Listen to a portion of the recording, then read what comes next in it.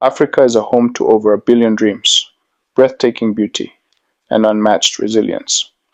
But beneath the surface lies an untold story. Today, parts of this vibrant continent are caught in the grip of relentless conflict. Lives are being lost. Families are being torn apart. Yet, the world remains silent. This is not just their fight. It's ours too. It's time to listen, to care, and to act. Without wasting much of your time, let's dive into today's story, and his really sad one. In Mozambique, new President Daniel Chapo has been sworn in the capital, Maputo.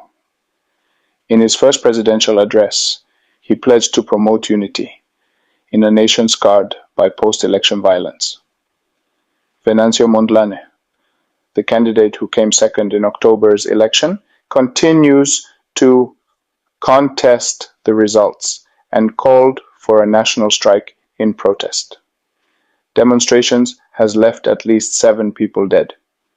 Also, South African police ended a rescue operation at an abandoned gold mine. Unity in a nation scarred by post-election violence. Venancio Mondlane, the candidate who came second in October's election, continues to contest the results and called for a national strike in protest. Demonstrations that left at least 7 people dead. Laurent Berstecher tells the story.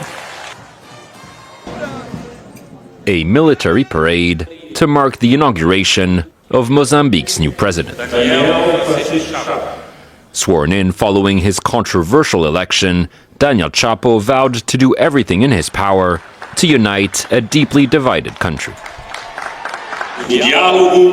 Dialogue has already begun, and we won't rest until we have a united and a cohesive country which promotes the well-being of its people. Social and political stability are our top priority. All around Maputo's Independence Square, heavily armed soldiers patrolled the deserted streets of the capital. A heavy security presence that highlighted the tense political climate reigning over Mozambique since the October presidential election. Opposition figures and observers denounced a poll riddled with irregularities, sparking widespread protests and a violent security crackdown in which hundreds of people were killed. Opposition leader Venancio Mondlane, who returned to Mozambique last week following months of exile, called on his supporters to keep up the protests and threatened to paralyze the country if the election results were upheld. But while some clashes were reported in Maputo on Wednesday, many residents appeared ready to give Daniel Chapo a chance. People are tired of all this fighting and killing. I hope the new president can bring about change and enact reforms. Today is being sworn in, but if nothing changes, we will continue to fight. Daniel Chapo, whose Frelimo party has been in power for over 50 years, reached out to several opposition parties in recent weeks to unite the country's political class. It remains to be seen whether he'll appoint any of them to ministerial positions, with the makeup of his cabinet expected to be announced in the coming days. Now, it's the standoff that grabbed South Africa's attention. Hundreds of illegal miners trapped underground at a gold mine in Stilfontein for about 2 months. A rescue operation had finally started this Monday, due to last at least until next week.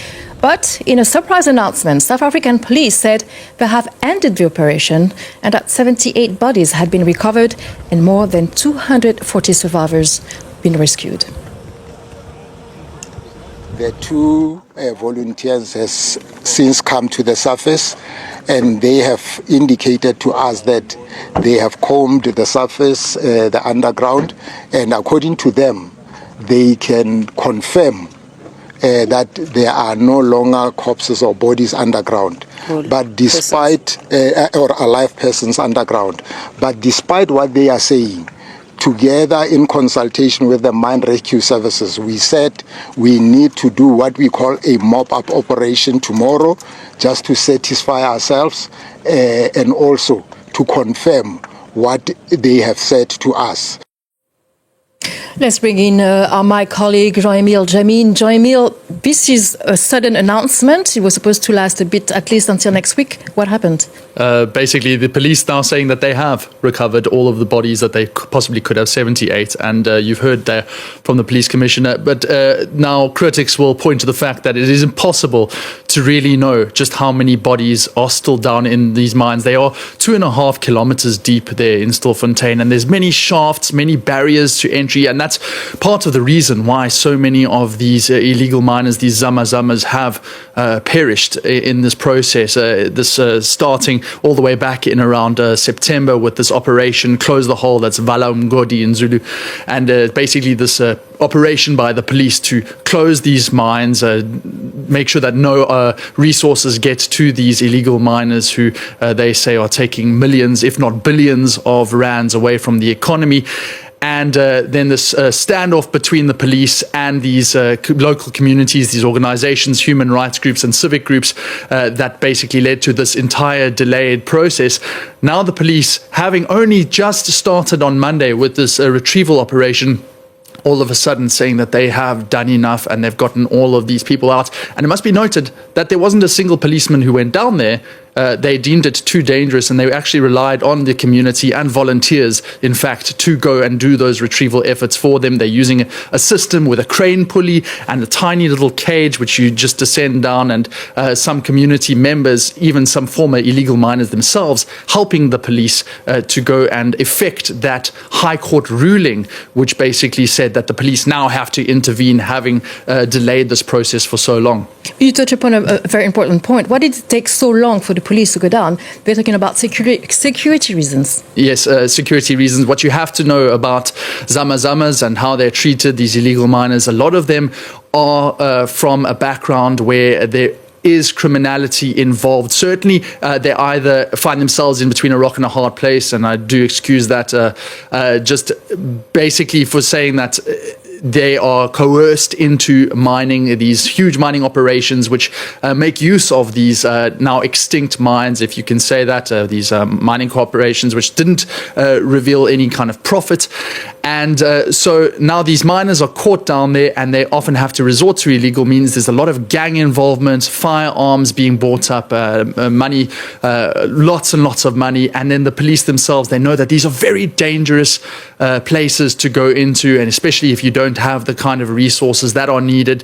It is being described as a smoke out operation by some politicians, which has not been met with a lot of happiness, I must be said. In fact, even yesterday, the police commissioner and the police minister, they went to Stilfontein.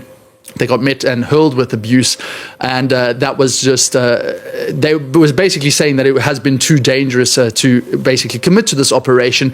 So they tried to smoke out the miners back in November. They said it as much. They refused access of entry for any kind of resources, any kind of aid, medicine, which the community groups tried to get through. And there was this back and forth between the High Court and the national services, as well as the groups on the ground. And that has literally lasted up until Friday, when finally the High Court said, listen to the government, you absolutely have to go and rescue these people.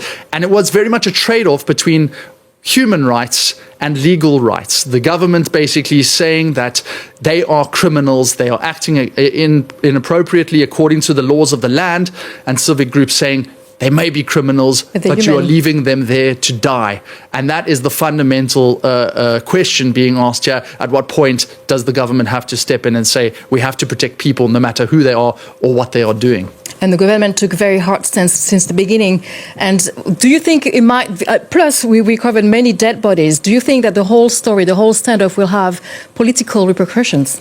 We are already seeing, certainly with the opposition groups to the African National Congress, who are the majority party in government. They have the majority of seats and stuff, but they are not actually in the lead. We have seen from the Democratic Alliance, who is in coalition with them, saying that this has basically turned into a farce. So we are seeing some kind of a pushback. Nonetheless, the story in South Africa is not as big as one might expect. And the government has also received a lot of sympathy from people who say that these zama-zamas bring with them criminality, bring with them gangs and all kinds of problems which local communities can't face. You'll hear people saying that Johannesburg itself has turned into a series of potholes, deep potholes from these illegal mines. There's about 6,000, as I mentioned, across the country, and massive revenue also being lost. So while there is going to be pushback, and there certainly is, it's mostly coming from the community themselves and not from political parties, as you can say, because this has been a long-standing issue since these mines basically became extinct. And if you go to these places, I have to say, it is derelict and it is very, very difficult for authorities to get in and make any kind of an impact. So from someone who has actually covered these stories, it is very dangerous. And there may be some kind of sympathy for the authorities in this regard. Nonetheless, there's always a political pushback, and you have already seen that.